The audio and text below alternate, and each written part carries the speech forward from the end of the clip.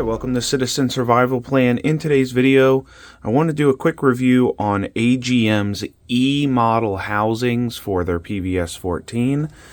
This is their PVS14E. It's a Gen 3, and it's autogated lime green level 1 tube. So it has one of their tubes in it, not an Elbit or an L3 or anything, but it is very good performance. We're going to get you some footage of that performance.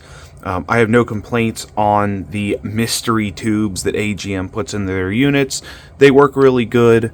And I also have a Gen 2 Plus, and this works really good too.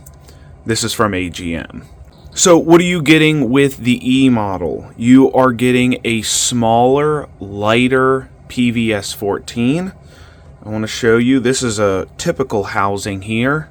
You could see that this one, the one on my right here, is a little bit more compact.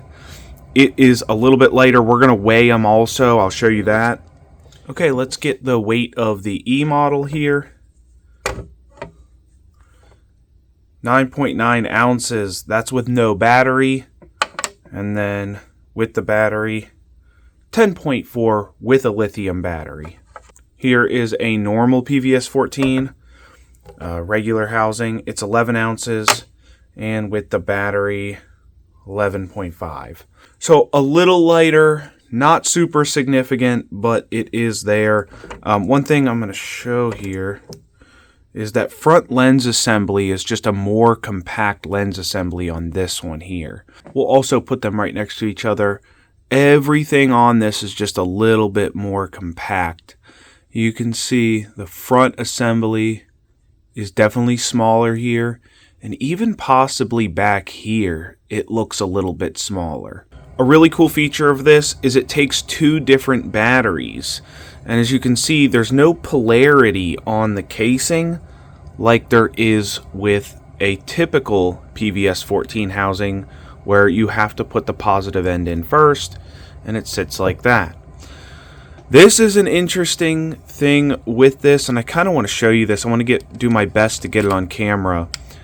There is a little prong in there, right there. And when you stick a battery in, like a AA, it'll actually stop, and you have to push past that prong to get that to go in. And remember, polarity doesn't matter. You can put this in, you know, positive, negative, makes no difference to it. But that is the way that goes in. It's kind of interesting. And to be honest with you, you could see that the prong's holding it in there. I gotta kind of push it out. I'm not a huge fan of that. That is another point on this that could possibly break. So just a note, if you're really into like reliability and something you're worried about, that is something to think about. And when you put a CR123 in there, that prong is stopping it from going the whole way in. So it's just a weird design. If that's important to you that it take two different batteries though, I mean it does and it works.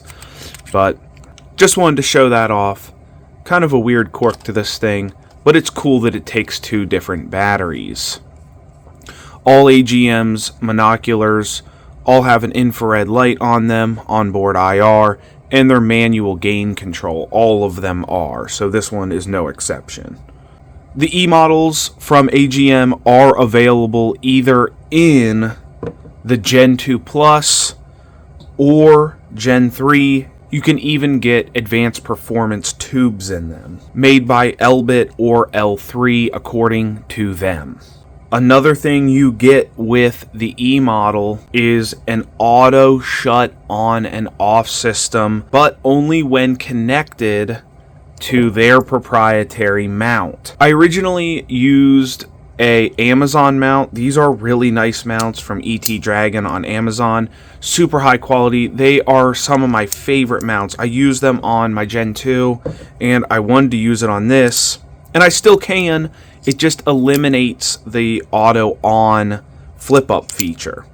So there's two terminals on this PVS14. It must be connected to the arm that it comes with because there's two terminals on there that connect up with that. And originally when I got it, I called AGM. I said that's not working. And I even told them I was using this mount. And AGM's customer service, in my opinion, doesn't understand their own products, because they said that if I just had this connected and flipped it up and down, it should shut on and off automatically. Well, AGM doesn't understand somehow that this is their proprietary mount for their PVS14s. There is a switch right here, and that is actually what activates that on-off feature when you use it in conjunction with their Rhino mount.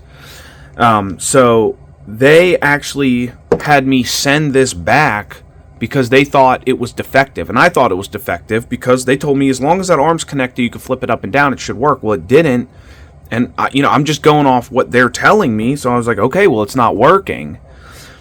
You need that, and I figured that out because they sent me a video of it working, and I said, well, what mount are you using? And they sent me a link to this on their website, and they're like, this is what we use to test the units, the arm that it comes with, and that proprietary mount that they sell.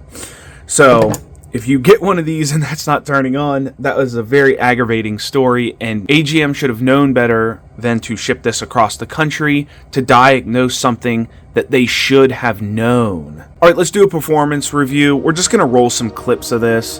The performance on this one's obviously going to be really good. It's a Gen 3. I do a little test here in my garage where we're in a really dark environment.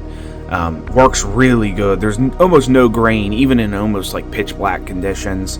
I spent a lot of time out in the woods with this thing in West Virginia, deep in the woods, with no ambient light around me, and had no issues shooting, hitting targets, and doing whatever. This is a great unit, despite it being a mystery tube in there, probably Chinese made, but that doesn't bother me. AGM's their units work really good. I have no issues with them. Some people get really obsessed about spec sheets. I think people go too far with it. I'm going to post the spec sheet to this at the end of the video, just so you guys can take a look at it. I'm not going to sit there and talk about it, though, but if you wanted to see it, I will post it. Okay, here is the Gen 3. Here's a nice little homeless encampment back in the woods. This is pretty clear, and you wouldn't be able to see through these woods with no night vision. Just really wouldn't be possible. Last thing, before I close this video out, this does have an auto-gating whine to it. Some people get bothered by that, and it doesn't bother me at all. It's very faint, but you can hear it. And we'll turn it on and see if I can get an audio clip of this.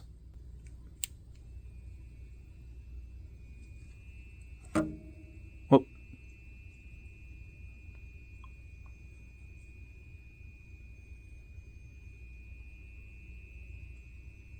Very faint. You got to get real close to it. When it's on your head, you really can't even hear it. But it is something. Some people complain about that. Doesn't bother me at all. Thanks for watching. We will see you in the next video.